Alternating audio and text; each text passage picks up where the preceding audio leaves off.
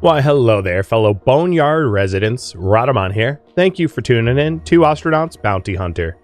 Episode 4, Tossing All the Junk in the Trunk. Okay, so here's the cooler I wanted. I'm going to drop it down here and drop it off.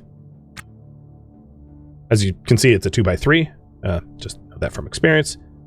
This auction canister is one of the only other items that was worth grabbing. Gonna grab that and drag this down. Plop it there. I'm gonna go back to my price overlay and just like double check. So we have this is a damaged turbo pump. If it wasn't damaged, I might take it, but because it's damaged, I don't want to bother fixing it. I'm lazy and it's not going to give me a lot of money. Plus, there's an adjacent ship to mine, which had like, it's like right next door and it might have more stuff. So that's exactly what I'm going to do. I'm going to go over to the next derelict. We're essentially done with this one. Now that I'm in an oxygenated environment, right? It has oxygen, it has pressure, it's safe to breathe, essentially. I can take off my helmet. Taking off my helmet will stop using my suit's O2 bottles, but the battery for the Bingham suit, excuse me, is like heating and air conditioning. So even without the helmet on, my suit's still draining its battery, which isn't a big deal because I have 2 extra batteries. And you can put your batteries in a free charger back at K-Leg. So it's like not a big deal to drain my batteries. I don't really care.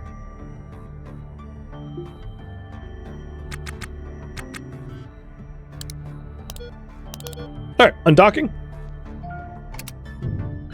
And if there was a case where this hunk of junk was worth coming back to, I could always go to my PDA and then go to notes and write down, hey, this, if I could type, this ship X is worth going back to for Y.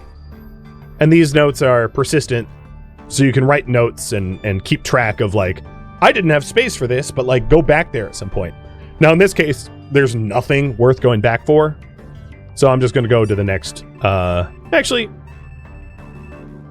I don't even know where I'm going. Yeah, I'll go to the next ship over. I mean, it's less than 5 kilometers away, so why not? The other thing is when we decouple, I need to make sure that I don't hit the ship I just decoupled from, so I'm going to have to strafe away from it. So my transfer burn over to the next ship doesn't have me just slamming into this ship I just looted. Also, the name of the uplifted crooner will reset once I go to the like ship dealer. So that name is not, yeah, as you can see, it's stuck there, but not here, and it will reset eventually. So if you're wondering, hey, your ship has 2 names, like it won't forever. All right, so now that I'm free of hitting the ship I just left, we'll do a quick transfer burn down to the next one. I'm not even going to bother restoring anything because we're already in the docking procedure phase of the next ship. Cheers. NL18K. Now, if you ever try to dock to a ship and it has a primary and an auxiliary dock, the auxiliary dock is a secondary airlock, which can be uninstalled and is worth a ton of money. So if you're ever given the choice between a primary dock and a secondary dock, dock with the primary. Because if you dock with the secondary, you can't uninstall an airlock you're docked with, as far as I know. So if you're going to want to take it, go to the primary, uninstall the secondary, you'll make windfall. Not that this has a secondary dock, it doesn't. But if it did. And then, as I mentioned before, if it has like a pirate on it, unless you're like, know what you're doing and you're well armed or whatever, get the hell out. Because it is not worth having a pirate smash you in the face. Because if your suit breaks, you're in vacuum and you're gonna die. You're overcome with nostalgia for a past you've never experienced. Well, that's weird. Well, here we are. We are at this donut. Without even opening my power overlay, the MHD here is worth a lot. The fuel reactor is worth a little, some. The laser ray is worth some. The CO2 scrubber is worth some. This is a decent haul. And again, here we go, price overlay, and it's going to say exactly that. This transponder is worth a lot, but not really, because transponders are kind of tamper-proof. If you try to uninstall them, they almost always break. So it is a deep, deep blue because you have to pay like $25,000 for a new transponder, or $23,000 or whatever. But like, you can almost never uninstall them. You can try, but uninstalling them will almost always break them immediately. All right, let's cycle airlocks. And I like to walk through and search bins first, and then go for the heavier stuff. There's a videotape here that leads to a quest chain that I don't want to do on this run, so I'm not even going to bother picking it up.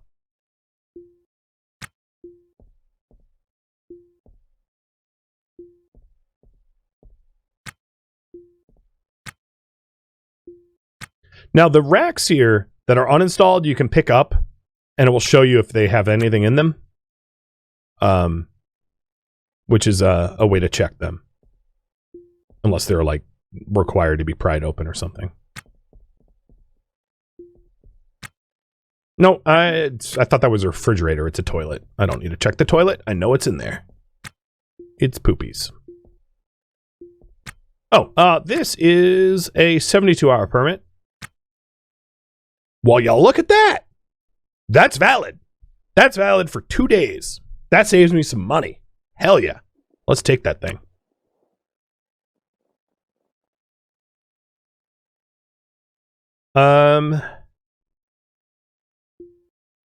It expires in 2 days at 1:20 p.m.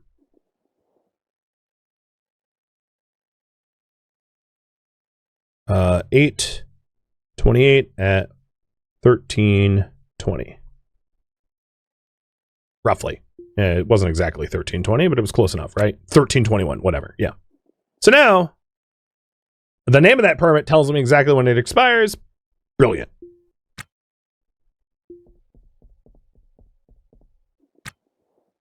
Sometimes I'll rename my permits to tell me when they expire.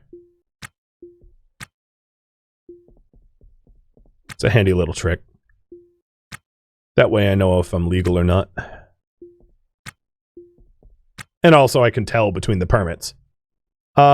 This sleeping bunk, I'd love to have a sleeping bunk eventually on my ship. The reason being, if you want to sleep, you need to be in like a stable, oxygenated environment, which my current shuttle is not. When you exhale CO2. When CO2 goes up too high, not very good for you. If you don't have like a ship with a CO2 scrubber on it and like a source of oxygen, sleeping in a ship with no CO2 scrubber and no oxygen tank, you're on borrowed time. And you might not wake up. You'll probably wake up, but like, it's not a situation I will put myself in. So, referencing the things I just picked up. A textbook. Textbooks aren't worth a whole lot, but they're really handy because they can teach you new things. So, my character has 1% construction engineering. Because basically I don't know how to do construction engineering. And if I read this textbook, I get better at it. And when I get better at it, I do it a lot more efficiently, a lot faster. So if, for instance, I had 100% electrical engineering just by either reading a textbook or using the skill, it would then turn into a skilled in X. And once you're skilled in it, you do it at a much higher efficiency, and you're just better at it. So textbooks are great because they're a shortcut to getting the skills you need. Otherwise, you have to grind. And some things can't easily be done for experience. So for instance, business administration, which teaches you like how much an item is worth, you can't just like magic that by practice. You have to read it somewhere.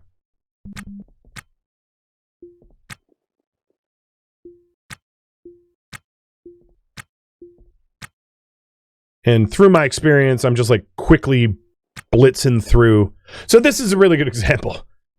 This bin, I open it and I see a drill, a friction welder, 2 t-shirts, and a toolbox. I open the toolbox and there's 2 shoes and cargo pants. I open the cargo pants and there's like drink pouches, whiskey, and old. So it is pants in a toolbox in a bin, triple nested.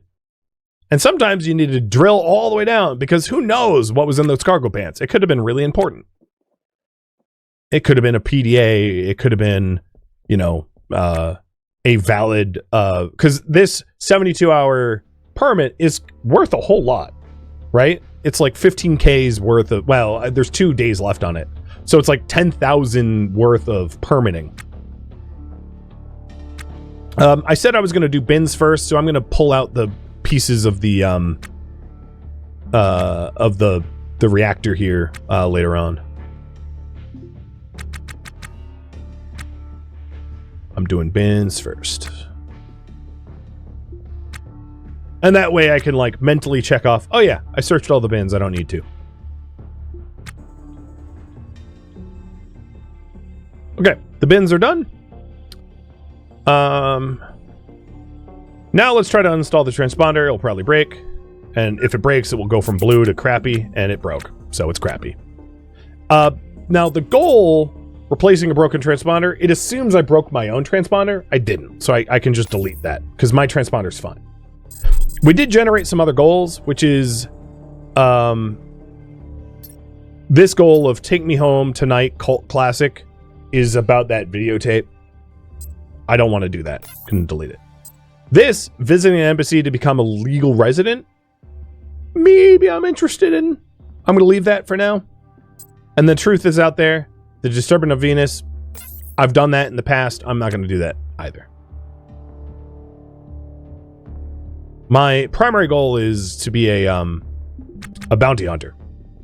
So now that I've found a whole bunch of broken stuff, what I would like to do is hit repair.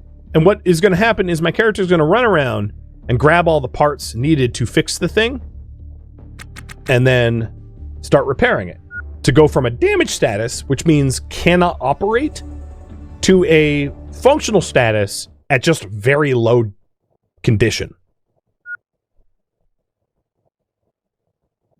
So now it is functional, just very, very broken, just very worn down, I should say. And then I'm going to restore it a little bit and then uninstall it. And the reason to store it a little bit is things that can function that you plug in will have some immediate wear and tear. And if it drops below the threshold, it will just break again. So I usually restore things a little bit just in case I accidentally turn them on or whatever. Because as soon as they're turned on, if they break again, then you have to ship in all those restored parts to get them running again, which is kind of annoying. So I always give it a little extra bump of restoration. So there's the CO2 scrubber that I wanted. All right, next up, I want the MHD, but that needs to be repaired first. And we're going to scour the ship for spare parts to put that back together. Then I'm going to take the fuel regulator and the laser array. And that's probably all I really want. The pellet feeder and the core pump.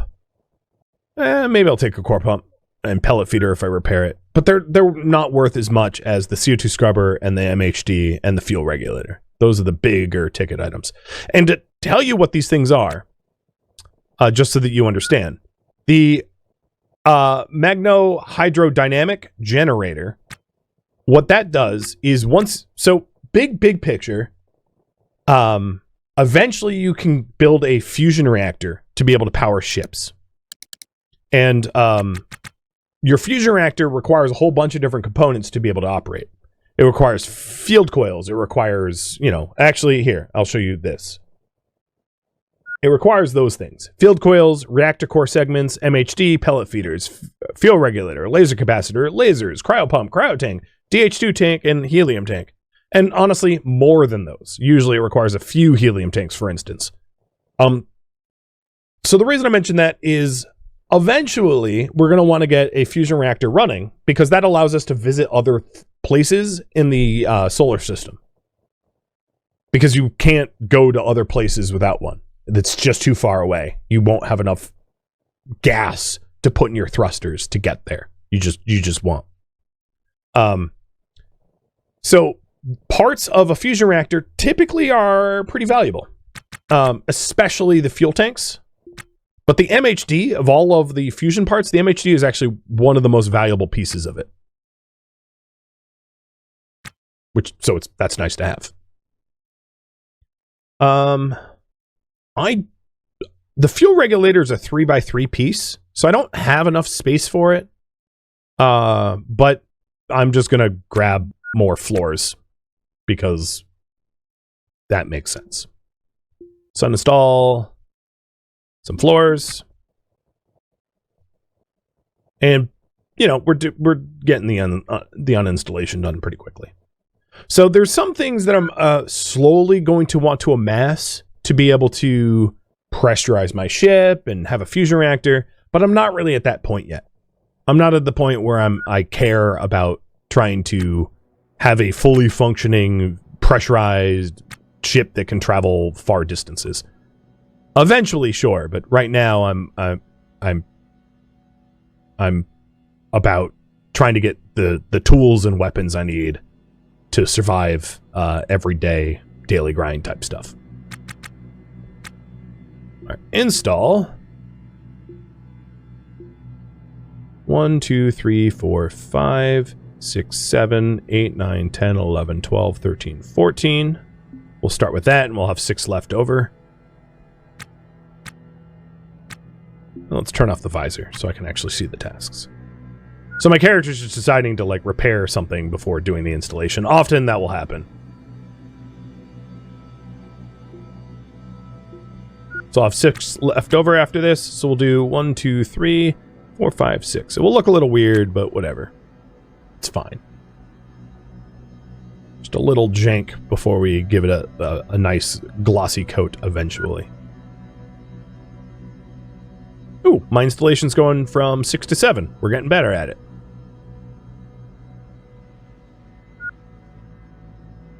Nope, not repair. Keep installing. Now, every piece that I add to this thing will make it heavier. Another thing that's important to note is we do have finite power in our ship battery.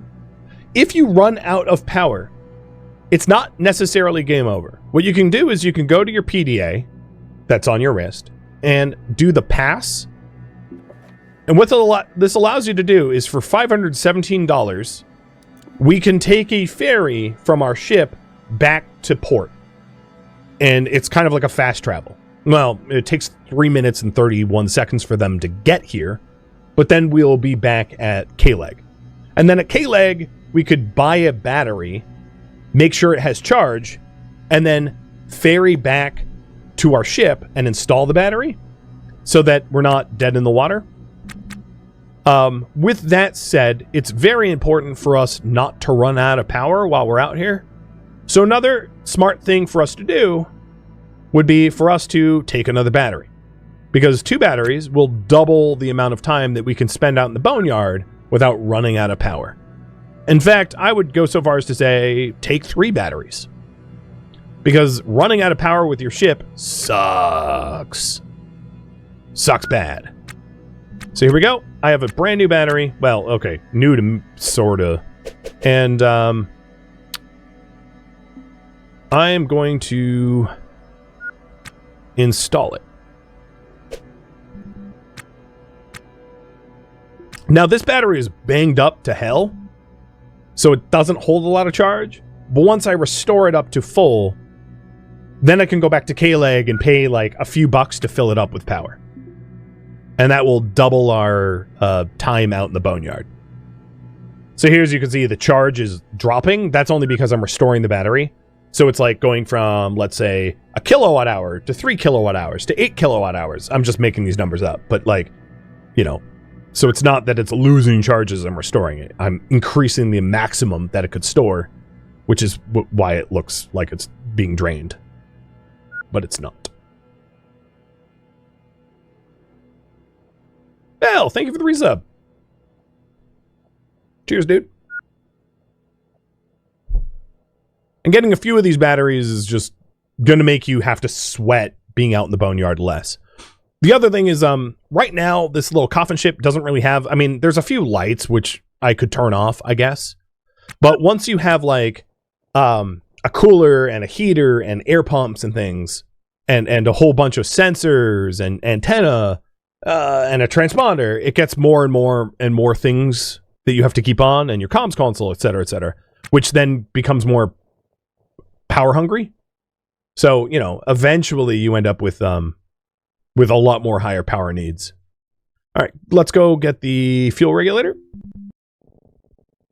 I might as well take everything that I think has some value and bring it home. So I'll also take the pellet feeder and take the laser array, because they're worth a little bit once repaired and restored.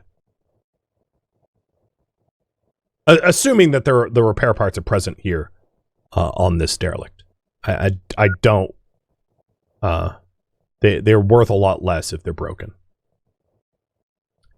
Another thing that I'm going to want eventually to add to my little coffin ship is more intakes, so that I can have more nitrogen thruster fuel stuff.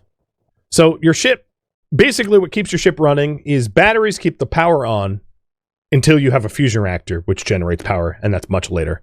And then you have a tiny little nitrogen gas canister, which is fed into this intake, which then produces thrust for your thrusters. And that's what allows you to move. So you have batteries for power, which then you buy battery power from K-Leg to refill them. And then you have nitrogen gas as a thrust. And I don't necessarily need more thrust right now, because the distance between K-Leg to the derelicts isn't very large, so it doesn't take a lot of gas to get from derelict to derelict, because I'm searching the closest derelicts to the station. But eventually, we're going to have to go farther and farther out into the boneyard to find things worth salvaging, and we're going to want more thrust for that. Also, our ship is going to become more massive, adding more floors and walls and... I didn't need to restore that all the way, but whatever. Adding more more floors and walls and stuff, and more mass means more thrust to get it moving.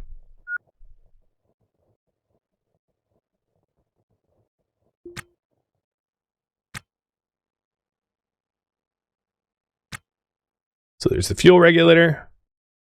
This fusion laser is actually not damaged, so I just uninstall it. The core pump, even though it's part of... So not everything that is part of the fusion reactor is actually worth much. So the core pump, the cryo pump, and the cryo tank aren't really worth very much. And then the field coils are also not worth very much. And that's just like from experience. So there is no scrap carbon fiber anywhere on this derelict for me to fix the pellet feeder. But if I wanted to, I could scrap floors. And there we go. Scrapping a floor panel produced scrap carbon fiber. And now I can magically repair this pellet feeder. So knowing what things are made out of is also really helpful. So like scrapping conduit might give me electrical parts. And scrapping floors might give me carbon fiber and steel. And also just trash, because you don't scrap it for 100% efficiency. Or walls for carbon fiber.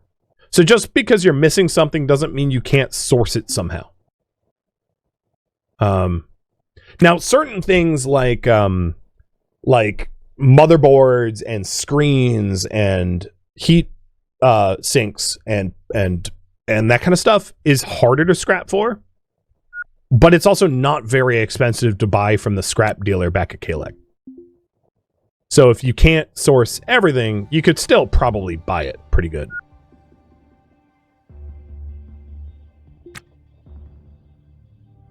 Okay. So I believe I've picked up everything that I want. And I think it's not unreasonable to make a run back to K-Leg. But before I do that, I want to restore this stuff up to like new condition, which is like somewhere between 95 and 100%. I don't necessarily need to min-max it all to like 95%. I'm happy with just going to 100. It's not a big difference. And I'm going to put that PDA down there too. And unfortunately for me, unless I want to sell my salvage permit on the black market, it's kind of a sunk cost. I spent 5K, but honestly, I don't care. I'm just going to throw it out, my old one, and just use my new one. I'm not going to try to like, to find a fence for whatever value there is left. It's just not worth it to me. Are the reactor parts worth taking? These aren't reactor parts. These are field coils. These aren't the reactor core. The field coils are virtually worthless unless you are trying to build a fusion reactor. That's the caveat. At some point, I'm definitely going to want to build a fusion reactor, so I'm not stuck here only at the boneyard. And in the future, I might need field coils. So what I could do is I could write a little note to myself that NL18K, which is the call sign of the ship,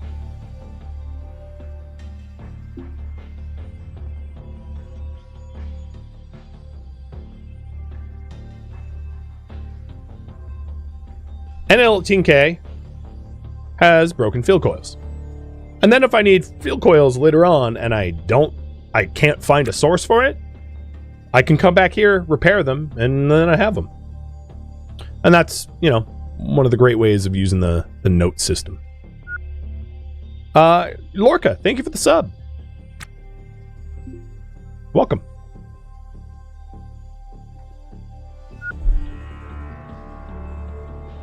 Actually, that wasn't the exact call sign of this.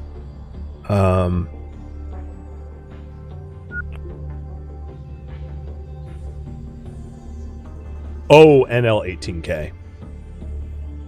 The Sly Malady or whatever.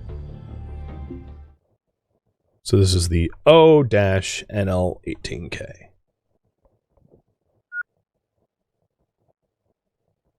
It'd be handy sometimes to have an eidetic memory, but I'm kind of glad I don't. All right. The other thing is I have 1 hour and like 40 minutes left of charge on my battery. So even if I had the fuel and oxygen to stay out here, my craft is eventually going to run out of battery.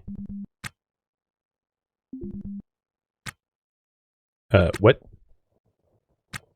The door closed on me? Okay. So yeah, we're going to want to go back to K-Leg just to power back up.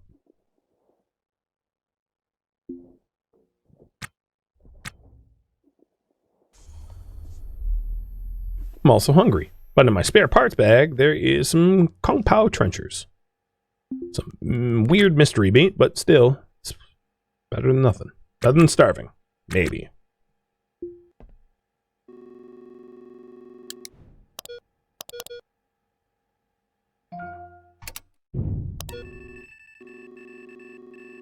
Alright, so K-Leg is, I can't, obviously, let me go to, so from RCS maneuvers to map control, going to map control allows me to, like, pan, but I'm not moving. So obviously, the straight path to K-Leg passes through the Ganymede asteroid. K-Leg is a station that is on the surface of an asteroid, 1036 Ganymede. It's actually a real asteroid that is like a, not really in the asteroid belt, but like, ish. And you can look it up if you want. But yeah, 1036 Ganymede. So if you wanted to be stationary in relation to this asteroid, you can click on the asteroid and hit match speed. And then you're going to be stationary in relation to the asteroid, which is good if you want to like go to sleep or something. Do not do match speed station keeping to K-Leg, because that thing is on the surface of the asteroid and is in constant rotation because the asteroid rotates. So the station you should not station keep with because it's not stationary. it's functionally, I guess, kind of orbiting because it's rotating. So yeah, if you want to station keep to Ganymede, not port as a QE. But obviously, I can't go straight there because I can't phase through solid matter. So we're going to have to do some sort of transfer burn. So I'm going to transfer burn to like an arbitrary point out here. Or what I tend like to do is like pick another object so that I can have like velocity numbers. So pick another object that's out there. Oh, I got to go back to map maneuvers. Pick another object that's out there and then transfer burn to that object as a point of reference. It just makes it a little bit easier. Also, if you're aimed straight at that object, it will also tell you if you get too close as like a reminder of, hey, you need to like stop or whatever.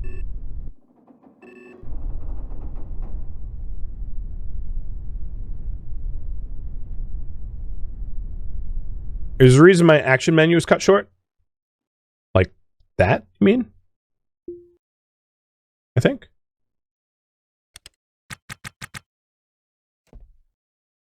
Okay. So now that I'm doing transfer burn, I'm just going to auto repair the ship. And if we run out of stuff to repair, I can slap my helmet on and do more repairs outside. And it also helps to see the damage overlay to see it, like, is there stuff inside left to do? Because eventually I'm just going to run out of stuff. I can repair this thruster. And a few floors and walls. And there's the thruster.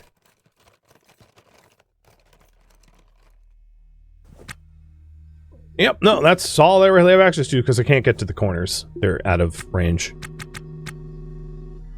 And I haven't gone far enough to the port for transfer burn, right? There's still the asteroid in the middle. So let's slap a helmet on and start auto tasking outside. Repairing the conduits and the corners and stuff. Because as long as my ship isn't like actively under thrust, you know, there's nothing accelerating it away from me.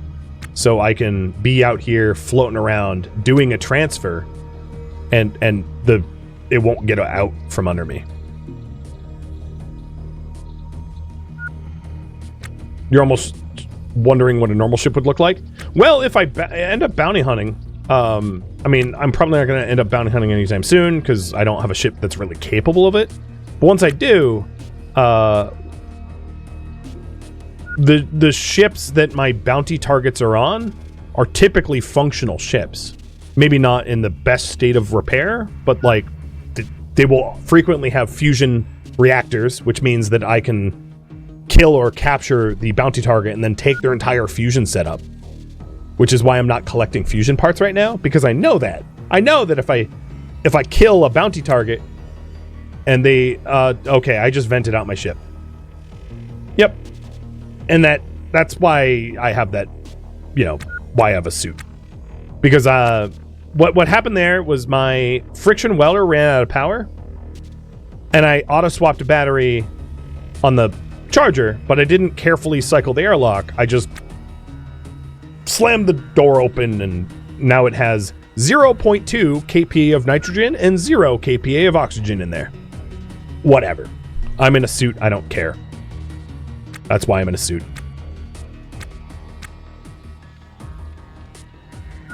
Because if I wasn't in this pressurized spacesuit, I'd have to use my $1,000 oxygen candle. And the $1,000 oxygen candle is still pretty handy, because if my suit ever runs out of power or oxygen, I can light up the oxygen candle and re-oxygenate this cabin. So it's still helpful. Plus, if I have a rupture, let's say, like my walls rupture out, and my oxygen, even in the future, I have an oxygen canister that can repressurize it and it drains because I have some sort of rupture. That oxygen candle is still pretty handy because I can then seal the holes and reoxygenate everything. All right, at this point, I'm probably around the transfer burn time. Oh yeah, way past it. Whoops. Caught yammering. All right, let's turn around and go back to the port while I still have power. Oh god, I have almost no power. That is a totally separate issue, huh? All right, time to slam the accelerator because I'm running low on power, and I don't want to have to take a ferry because it's kind of expensive.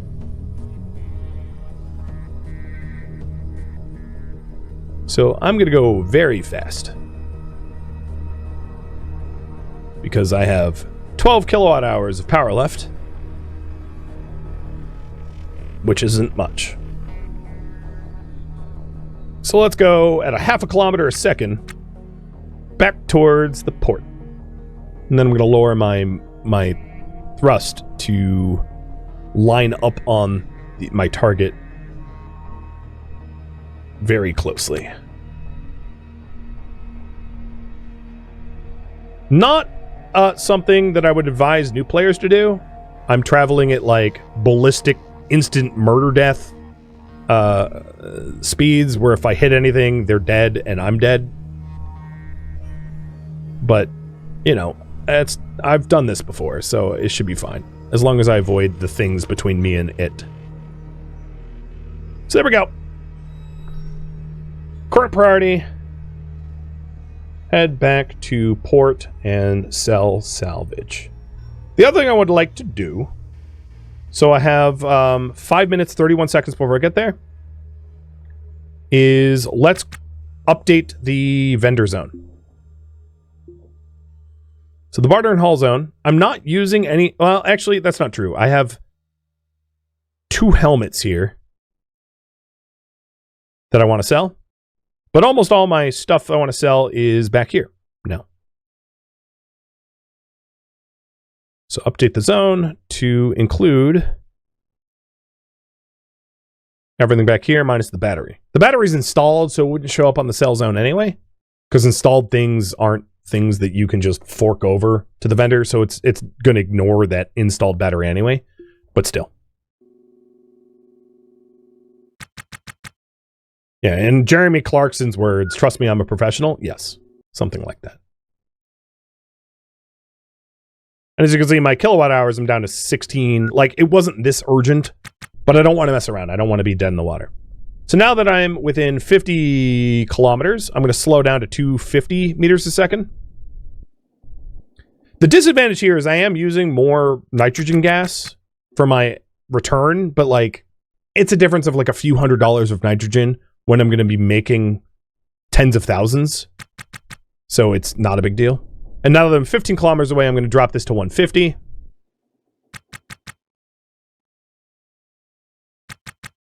And now that I'm 7 kilometers away, I'm going to drop it down to 100. Lower my my thrust. Center up. And now I'm ready for a docking approach. A normal one.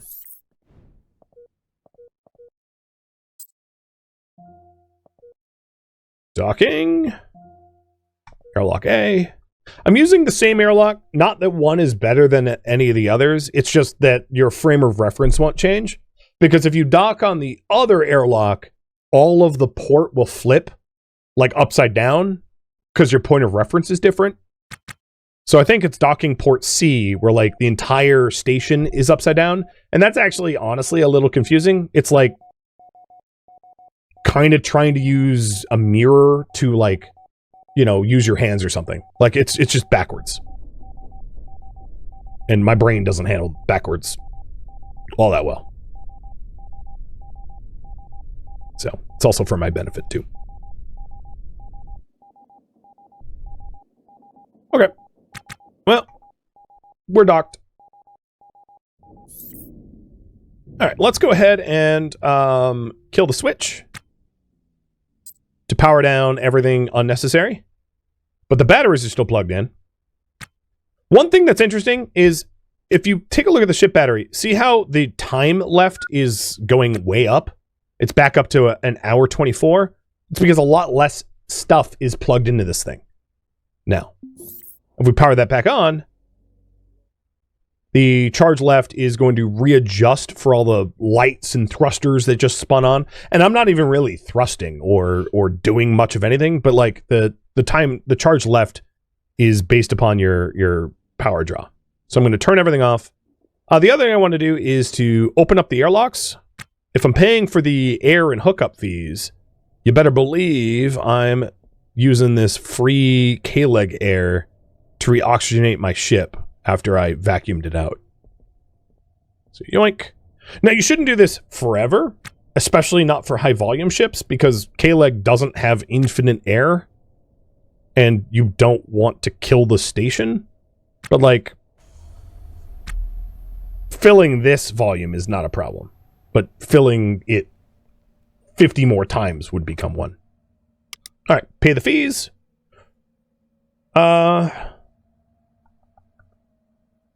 So pay 700 in hookup fees and the like. I'm going to refuel. So the power I'm missing is 17 bucks. I don't think, maybe because my intake is empty, that I didn't actually fill up my, yeah, I didn't actually fill up my nitrogen canister. It's actually one of the disadvantages of putting that on a switch, because I didn't actually fill up in my fuel kiosk my RCS fuel, because the it was off and therefore not accessible. So now this went from 82% to 100%. So that's just like worth knowing. And then we have all this glorious stuff to sell, including the stuff on the PDA. So let's see what that's worth. Thank you for tuning in to Ostranauts Bounty Hunter, which originally streamed live on Twitch. If you have any questions for me, let me know in the comments below. If you'd like to catch a live stream of mine, Rhadamant.com has my stream schedule and countdown timers to upcoming streams. If you'd like to join my online gaming community on Discord, Rhadamant.com has a link to it, as does the description of this video. Thank you so very much for watching. Special thank you to my Twitch subscribers, Patreon patrons, and viewers like you that support the channel and made it all the way to the credits. Thank you so very much. I hope to catch you in next episode or an upcoming stream. Farewell, my fellow shipwreckers.